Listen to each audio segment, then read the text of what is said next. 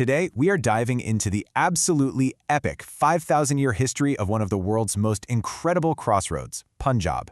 We're talking about a story that goes from the literal dawn of civilization all the way to a modern-day agricultural powerhouse. It's a story of empires of faith and just unbelievable resilience. So let's get right into it.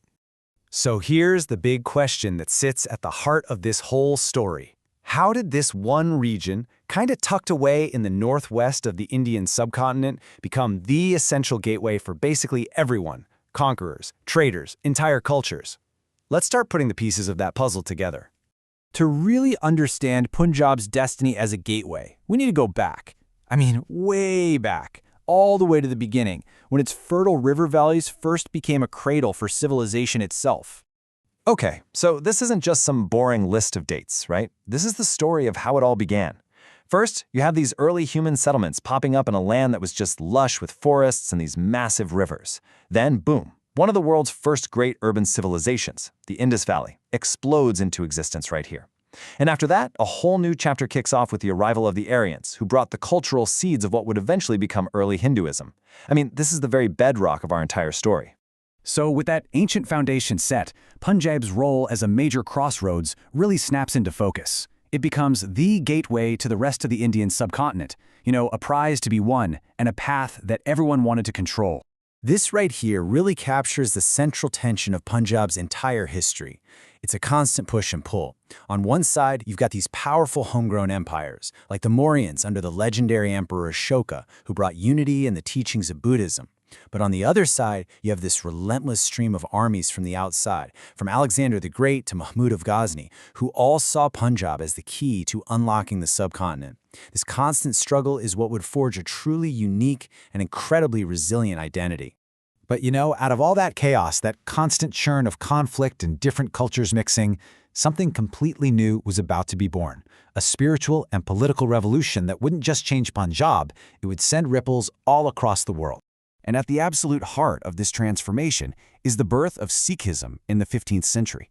Founded by Guru Nanak, this new faith introduced a pretty radical vision for its time. Total equality, selfless service to others, and devotion to one God. In a society that was so often fractured by caste and by creed, this was a powerful message that really resonated with the people.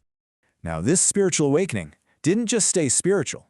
It quickly found its political voice. In the early 19th century, this visionary leader, Maharaja Ranjit Singh, managed to do what seemed impossible. He united all these warring Sikh groups and forged a powerful secular empire that stretched across the entire region. For a short but really glorious time, Punjab was finally the master of its own destiny. But as we all know, empires don't last forever.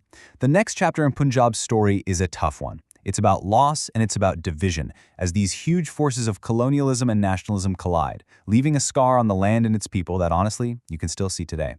You can almost see it as a tragic domino effect. First, the Sikh Empire falls in 1849, and that's when British rule begins. Then comes a century of struggle for independence, where Punjabis played a huge leading role. And then, the gut-wrenching irony of freedom, partition. Just a line drawn on a map that would tear a homeland completely in two. 1947. Just let that year sink in. It's not just a date on a calendar. For the people of Punjab, that single year holds a universe of pain.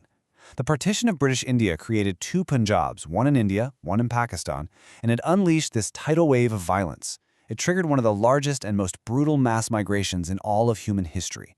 It was a wound that would never, ever fully heal. But here is the incredible thing. Even in the face of that kind of devastation, the spirit of Punjab was not going to be broken. From the ashes of partition, a totally new legacy would rise, one that would redefine the region for the entire modern world. So in the decades that followed, the Indian state of Punjab became the engine of something called the Green Revolution. It was this amazing combination of agricultural innovation, government help, and just the sheer hard work of its people. And through that, it completely transformed itself into the breadbasket of India, feeding a nation and becoming a global symbol of just how powerful agriculture can be. So what is Punjab? Is it the cradle of an ancient civilization? Yeah. Is it the historic gateway to India? Absolutely. The birthplace of the Sikh faith? For sure. A land tragically divided? Yes, that too. And a modern agricultural powerhouse? You bet. It's all of these things at once. Each one is a thread in this rich, complex, and beautiful tapestry of its history. And so, that leaves us right here, with a big question. After 5,000 years of just profound constant change, what does the future hold for Punjab? In a world that's facing all these new challenges, water security, climate change, huge economic shifts, how is this ancient and resilient land going to continue to adapt, to innovate, and to thrive? The next chapter? Well, it hasn't been written yet.